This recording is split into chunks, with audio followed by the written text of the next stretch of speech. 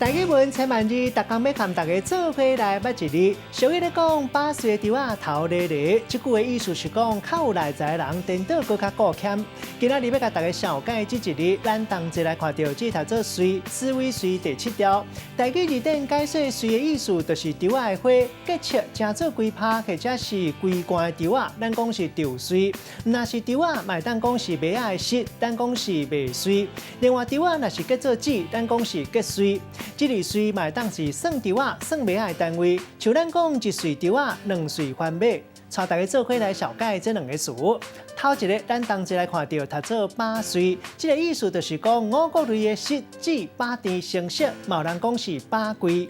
第2个词读做吐水，意思就是稻麦高粱才会禾本可树栽的水，为叶走出来的形。咱用一句话来举例，甲这2个词夹做伙。